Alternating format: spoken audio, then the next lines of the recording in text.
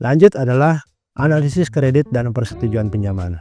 Setelah kelayakan kredit itu dinilai dan menentukan risikonya, itu dievaluasi semuanya, dokumen dikumpulkan, menilai skor kredit. Berdasarkan analisis ini perusahaan memutuskan apakah pinjaman disetujui, dan jika ya berapa besar pinjaman yang diberikan serta suku bunga yang ditawarkan. Setelah itu selesai evaluasi, maka adalah penawaran kontrak dan penjelasan syarat dan ketentuan kepada calon nasabah. Setelah mereka setuju, ya kan, si calon nasabah, maka dilanjutkan dengan penandatanganan kontrak dan pencairan dana. Setelah itu, tahap selanjutnya tentu adalah after sales atau layanan bursa jual dan pemantauan pembayaran.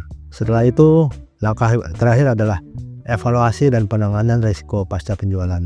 Tujuannya untuk mengelola risiko yang muncul selama masa pinjaman, seperti potensi gagal bayar. Sekarang kita akan melihat contoh kasus tahapan penjualan produk pinjaman. Di sini contoh kasusnya, agen kredit menjual produk pinjaman multiguna. Agen kredit yang bernama Ani, ini berikut adalah tahapan penjualan produk pinjaman yang dilakukan oleh Ani. Yang jelas pertama, identifikasi dan segmentasi calon nasabah. Ani mencari calon nasabah yang berpotensi untuk membutuhkan dana tambahan. Pak Budi yang memiliki toko kelontong diketahui membutuhkan tambahan dana untuk renovasi dan ekspansi usaha. Maka Ani mengidentifikasi Pak Budi sebagai nasabah potensial untuk produk pinjaman multiguna. Di langkah pertama. Langkah keduanya adalah promosi dan pemasaran produk melalui brosur, ya kan, yang dikirim melalui WhatsApp yang menjelaskan fitur utama pinjaman multiguna, termasuk plafon maksimal hingga 200 juta, suku bunga kompetitif, dan tenor hingga 5 tahun. Hasilnya diharapkan Pak Budi tertarik dan merespon positif. Contoh ketertarikannya adalah Pak Budi mengajukan pertanyaan mengenai manfaat pinjaman tersebut dan biaya tambahan yang mungkin muncul. Kemudian langkah yang ketiga adalah pendekatan edukasi calon nasabah. Ani menjelaskan secara langsung mengenai manfaat dan fitur pinjaman, termasuk suku bunga, biaya administrasi, dan risiko keterlambatan pembayaran. Sehingga calon nasabahnya Pak Budi memahami produk dan fitur-fitur tersebut, serta risiko yang mungkin timbul. Kemudian ia juga merasa lebih percaya karena Ani memberikan penjelasan secara detail dan transparan.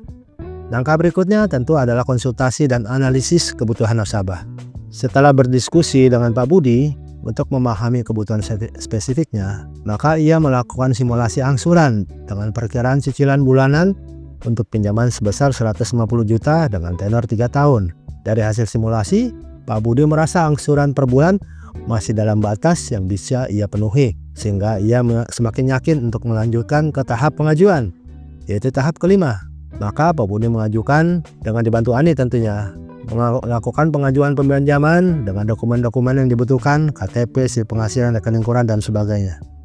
Ya, verifikasi dilakukan oleh Ani, kemudian diberikan ke bagian analisis kredit perusahaan untuk diperiksa lebih lanjut, yaitu langkah ke-6, yaitu analisis kredit dan persetujuan pinjaman. Bagian kredit, PT Pembiayaan Jaya menilai kelayakan Pak Budi berdasarkan laporan keuangan dan jaminan yang diberikan. Dari hasil analisis, perusahaan kemudian menyetujui peminjaman sebesar 150 juta dengan tenor 3 tahun dan bunga tetap fix 10% per tahun. Maka setelah itu tentu adalah penawaran kontrak dan penjelasan syarat dan ketentuan. Setelah setuju, maka stepnya adalah sign kontrak dan pencairan dana. Kemudian tentu ada layanan bursa jual dan pemantauan pembayaran. Pembayarannya dipantau oleh Ani dan memberikan pengingat ya sebelum tanggal jatuh tempo untuk menghindari keterlambatan. Dan kemudian langkah yang 10, evaluasi dan penanganan risiko pasca penjualan. Yaitu setelah beberapa bulan Ani memeriksa kelancaran pembayaran Pak Budi. Jika ada tanda-tanda risiko, Ani siap membantu Pak Budi, misalkan dengan opsi penundaan pembayaran jika ada keadaan darurat.